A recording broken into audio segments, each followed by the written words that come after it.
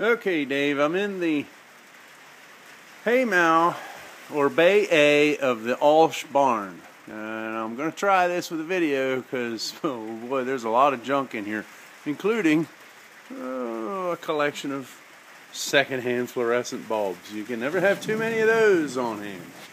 Now you're looking at the interior of bent number 1, and it looks pretty darn good. It's a nice design, it's small, and all of the parts seem to be there.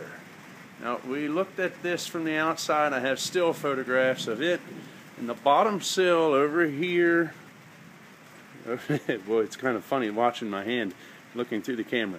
The bottom sill here from partition 1 to partition 2 looks pretty rough.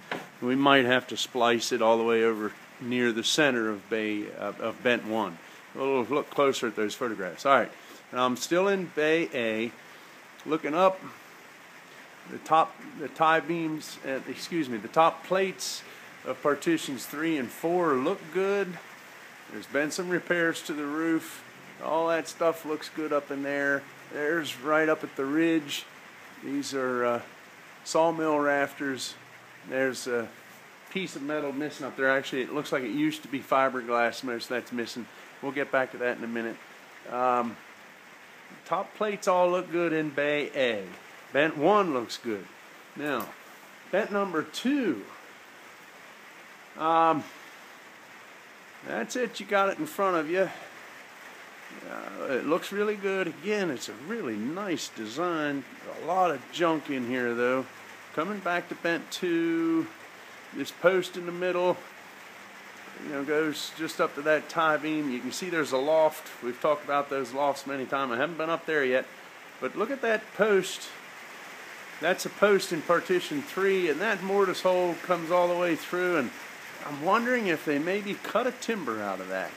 But go up a little higher, and that tie beam up there on the top of partition 3 has what we call a through tenon. And I'm walking on the floor, pardon me if the camera moves around a bunch.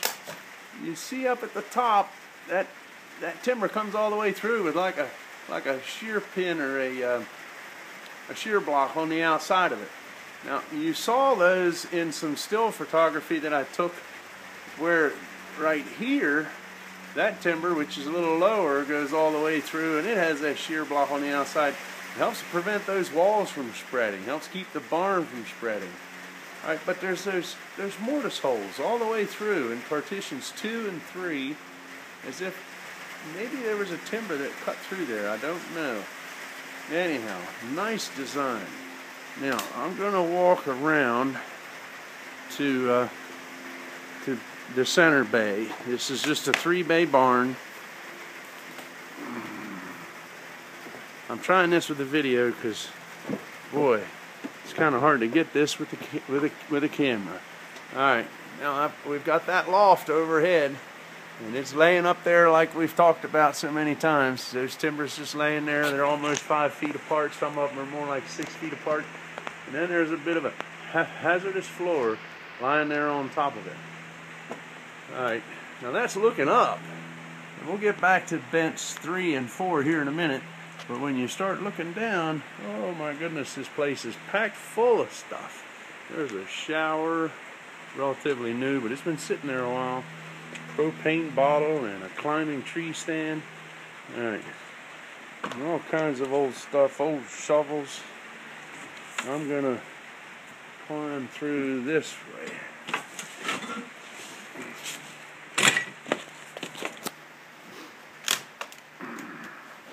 Some old window units with rope counterbalances, and then of course here's Granny's carriage, and it's got a bit of wear and tear on it. Must not have been too long ago it was in use with that reflector on the back. I mean, daily use. All right, let me get past here now. I'm standing next to partition 4, the outside wall. And again, it looks pretty good. Timbers in it all look pretty good. There's that loft overhead. There's the backside of a doorknob sticking through that loft.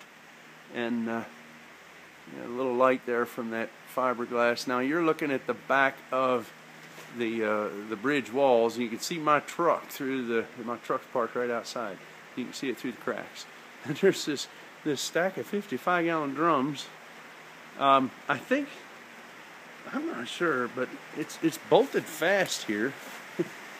It's strapped fast, and I think they were using it for grain storage. It's really solid.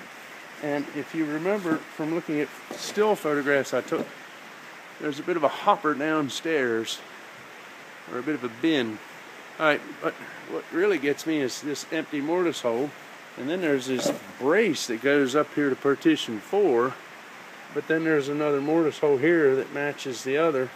It's, well, I don't know. And that's, you got the same thing going on over here on the other side in bent 2. Sorry if that made you dizzy. You can see where the tenon was cut off. It must have been a horizontal timber, and then the brace is missing up there too. That's a thunderstorm. I'm sure you can hear the rain on the roof. Just started. Alright, and then there's this mortise hole up here missing, and up there is a knee brace missing there. That's pretty simple. It looks like there had been a horizontal timber that cut right past that brace, but I don't see excuse me, it's really dirty, dusty in here, a lot of pigeon shit. I don't see where there was anything nailed to this. Anyhow, maybe, I don't know, whatever. It seems that that brace ought to go back. Alright, now he talks about restoring this or turning it into a home. I think it's an excellent candidate for it, because the frame really is nice and very well built. It's small, which helps keep it affordable to convert, and it's in good shape, and it's also well built. I think I said that once already, didn't I? Anyway, now that was bent 4. Sorry, I just scanned across that. Now there's bent number 3, and you can see that tie beam up there was cut completely out. And I'm going to skim across here. Now that's the top of partition 3, and you can see that shear block is still hanging there, but the timber's cut out. And that there were knee braces there. You can see the mortise hole where the knee brace used to go up to that tie beam. Yeah, it must have been in somebody's way. Now, looking at Bay C, I'm in the hay mound now. Oh, you know that's pigeon shit there, right? All over the furniture. And this bay is just full of old stuff, old